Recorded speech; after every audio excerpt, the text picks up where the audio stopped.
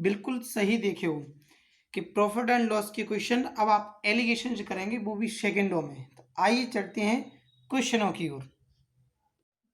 बिल्कुल सही देखे हो कि प्रॉफिट एंड लॉस के क्वेश्चन अब आप एलिगेशन से करेंगे, वो भी सेकेंडों में। तो आइए चलते हैं क्वेश्चनों की ओर। एक व्यक्ति एक मेज तथा एक कुर्सी को 500 रुपये में खरीदता है। वह उस मेज को 10% की हानि पर और कुर्सी को 10% के लाभ पर बेचता है। इस पर उसे कुल लाभ 10 रुपये का होता है। तब उस कुर्सी का क्रय मूल्य ज्ञात कीजिए, क्या था। ऑप्शन में गिवन है हमें 300 रुपये, 350 रुपये, 200 रुपये और 250 रुपये। देखिए, जितना समय हमने इस क्वेश्चन को पढ़ने में ख़त्म किया है, उससे कहीं कम समय में हम इसका सोल्यूशन कर सकते हैं। कैसे कर सकते हैं, तो ध्यान से समझिए, अब आने वाला है समझ में। देखिए, अभी अभी आपको बताया गया कि एलिगेशन मेथड से करना है। तो एलिगेशन होता क्या है, सबसे पहले हमें जो हमारे पास कितनी वस्तुएं, दो, तो मेज और कुर्सी। मेज को हम बोलते हैं टेबल, कुर्सी को चेयर। देखिए, 500 रुपये में खरीदता है, खरीदते रहने दीजिए। सबसे पहले बेचने की बात करते हैं 10% की हानि पर। तो आपने लिख दिया माइनस का 10% पर आपने टेबल बेच दिया। फिर कुर्सी को 10% के लाभ पर, तो आपने लिख दिया 10%। प्लस नहीं लगाना होता, क्योंकि प्लस आपका सिंपली लगा रहता है ऑलरेडी।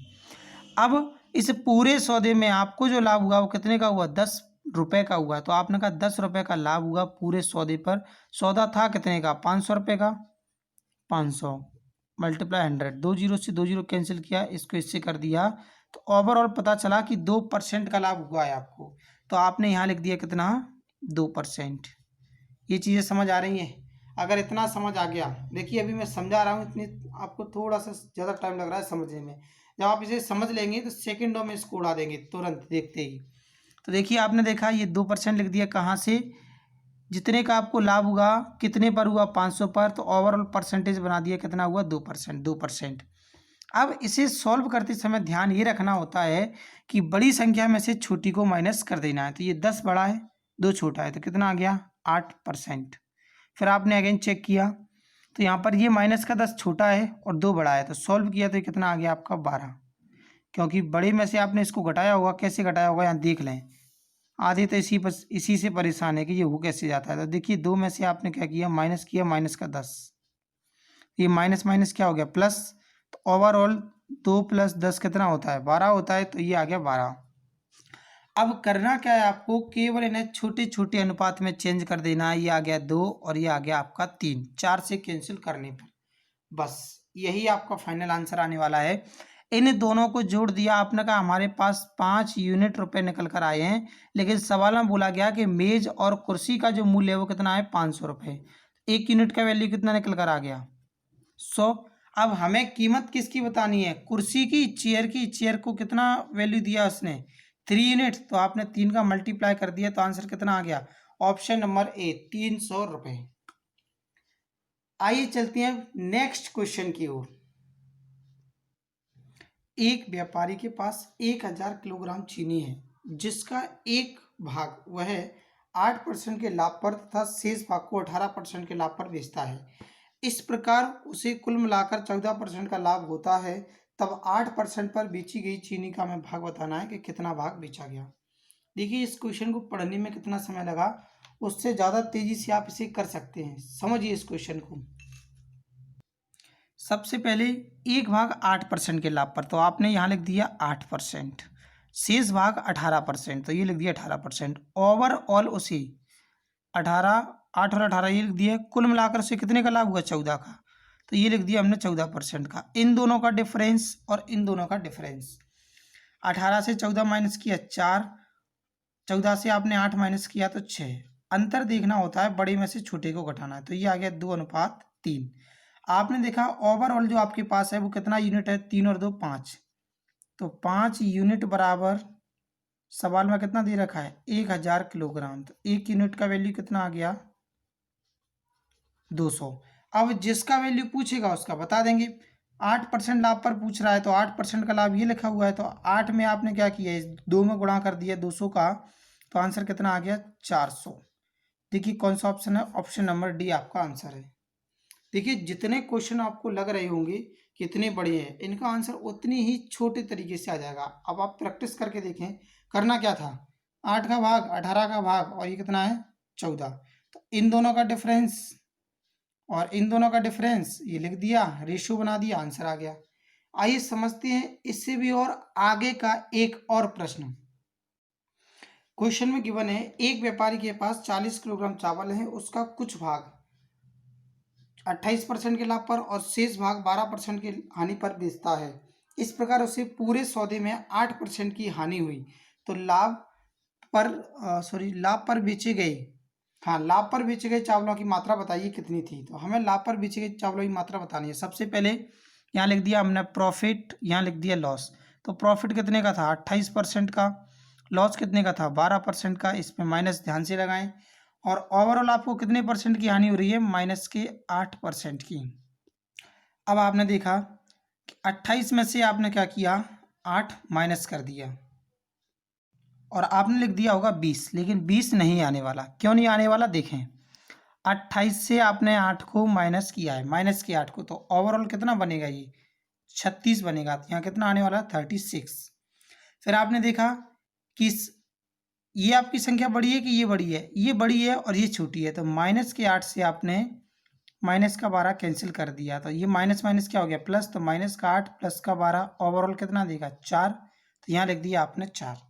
बहुत ही बेहतरीन लॉजिक है इसका, समझे। इस क्वेश्चन में सबसे ज़्यादा गलतियाँ करते हैं स्टूडेंट्स। अब आपको जो रेशियो मिल गया वो मिल गया आपको 4:36 का। तो देखिए हमें इसको काटने की जरूरत इसलिए नहीं है क्योंकि हमें ये बताना है इस पर कि लाभ और हानि पर बेचे गए चावलों की मात्रा बतानी थी। तो यहाँ देखा आपने कि लाभ पर बेचा गया कितना है, ये प्रॉफिट पर 4 किलोग्राम और लॉस पर कितना 36 किलोग्राम। तो आंसर है इसका ऑप्शन नंबर ए। हो सकता है आपको समझ में नहीं आया हो, एक बार रिवाइज करके देख लें, फिर से क्लियर हो जाएगा। आइए चलते हैं इससे एक और बेहतरीन क्वेश्चन की ओर।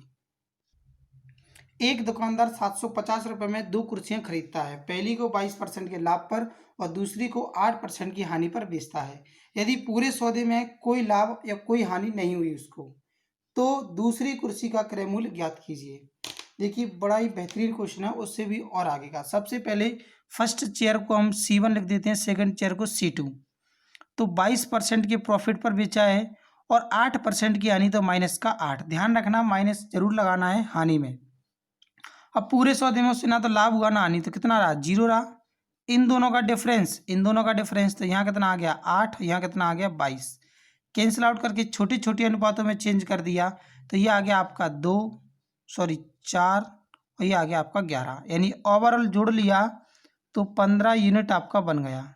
और 15 यूनिट आपका ये बन गया, लेकिन आपको पता है कुल कीमत कितनी थी 750। 1 यूनिट का वैल्यू यहाँ से फाइंड कर लिया, तो ये निकल कर आया कितना 50। समझ में आ गया, इतना क्लियर है। अब क्वेश्चन में पूछा गया है कि दूसरी कुर्सी का क्रय मूल्य, दूसरी कुर्सी का CP कितना है। तो दूसरी कुर्सी का हमने क्या माना है C2 माना है, तो कितना है 11। तो 11 के अंदर मल्टीप्लाई कर दिया किसका, इसका मल्टीप्लाई जैसे 11 का किया, तो ये निकल कर कितना आ गया आपका, ये सॉरी 50 का किया, तो ये निकल कर आ गया आपका 550। ऑप्शन नंबर डी यही इसका आंसर है।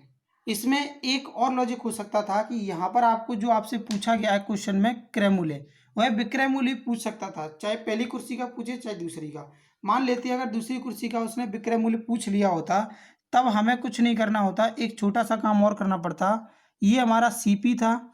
देखिए दूसरी कुर्सी को 8% की हानि पर बेचा गया है, तो आप यहाँ कितना लिखते 92% बटा 100। इसे सॉल्व कर देते तो आपका यहाँ पर विक्रय मूल्य भी निकला था। क्या निकला था इसका SP। ऐसा भी कर सकते हैं, हो सकता है आपको ऐसा क्वेश्चन मिल जाए। आइए चलते हैं नेक्स्ट क्वेश्चन पर जो इससे और बेहतरीन है।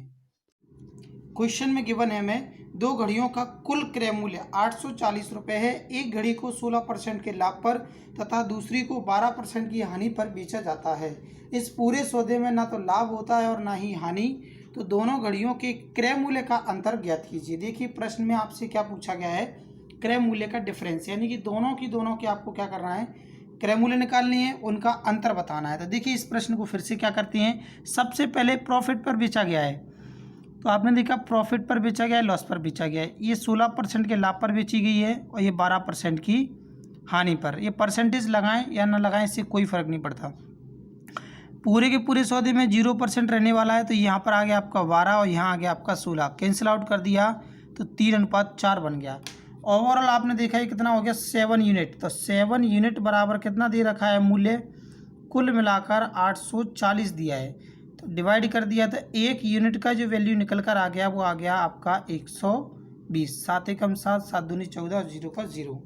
ठीक है, अब हमें ये पता चल गया, हमें इसमें ये पता करना था कि डिफरेंस कितने का है। तो देखिए इन दोनों के क्रय मूल्यों में अंतर जो है वो 3 और 4। तो इन दोनों में कितने का है, 1 यूनिट का है। हम चाहें तो इनके अलग अलग गुणा करने के बाद अलग अलग कीमत निकालने के बाद भी अंतर निकाल सकते हैं, और डायरेक्टली चाहें तो यहीं से आंसर दे दें। तो आंसर है आपका ऑप्शन नंबर सी, 120 रुपये।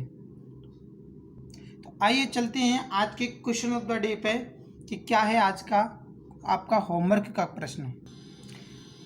जितना भी आपने सीखा है उसके बेसिस पे क्वेश्चन दिया गया है आज का आपका। एक आदमी 2160 रुपये में 2 पंखे खरीदता है। एक पंखा 15% के लाभ पर और दूसरा 9% की हानि पर बेचता है। बेचकर पूरे सौदे में ना तो लाभ प्राप्त करता है ना ही हानि। तो हर पंखे का क्रय मूल्य हमें ज्ञात करना है। था इसी के बेसिस पर बताना है जो आज आपने सीखा है। आइए अब देख लेते हैं कल का दिया गया होमवर्क और ऐसे कितने स्टूडेंट्स हैं जिनने उसका आंसर दिया था। तो पिछली वीडियो में आपको क्वेश्चन दिया गया था, उसका आंसर देने वाले स्टूडेंट्स हैं सत्येंद्र निगम, विवेक, विक्रम बंसल, पूजा जाटव, चंद्रभान राजौरिया, जितेंद्र शाक्य, आरती साहू और एट लास्ट अनिल रावत। ये पिछली वीडियो के जो क्वेश्चन दिया गया था उसका आंसर देने वाले स्टूडेंट्स के नेम है। आइए चलते हैं आज उस क्वेश्चन को सॉल्व करते हैं। पहले क्वेश्चन को पढ़ लेते हैं कि एक विक्रेता 36 संतरे बेचने पर 4 संतरे के विक्रय मूल्य के बराबर हानि उठाता है, तब उसकी हानि प्रतिशत ज्ञात कीजिए। तो आप क्वेश्चन को पहले ही समझ चुके हैं, फिर भी दोबारा से बता देते हैं कि 36 SP, क्योंकि 36 संतरे बेचे हैं तो SP लिख दिया, तो खरीदे भी होंगे 36 CP लिख दिया। 4 संतरे के विक्रय मूल्य के बराबर हानि, तो माइनस कर देते हैं हम क्रय मूल्य में से किसको, हानि को। कितना, 4 संतरे SP लिख करके। SP क्यों, क्योंकि विक्रय मूल्य के बराबर है। जब आपने इसको इधर भेज दिया होगा तो ये कितना हो गया 40 SP बराबर 36 CP। तो आपने चाहे तो कैंसिल कर सकते हैं, नहीं है तो ऐसे ही बना रहने दें। तो आपने इतना लिख दिया कि SP बटा CP 36 बटा 40। इस CP को इधर लेते आए और 40 को इधर भेज दिया। तो आपने देखा जो सामान 40 का खरीदा था वो कितने बेच दिया, 36 में। लॉस कितने का हुआ है, 4 का। कितने पर, 40 पर। और गुणा कर दिए 100 का। 0 से 0 कैंसिल, 4 से 4 कैंसिल। आंसर आ गया कि 10% का क्या हुआ है, लॉस हुआ है, जो कि ऑप्शन नंबर बी पर आपको गिवन है। तो जो इस चैनल को पहली बार देख रहे थे वो सब्सक्राइब करें। लाइक तो सभी स्टूडेंट्स कर सकते हैं। अगर आपको वीडियो पसंद आया तो लाइक ज़रूर करें और शेयर भी ज़रूर करें। और मिलते हैं नेक्स्ट वीडियो में। Signing off, Dinesh sir.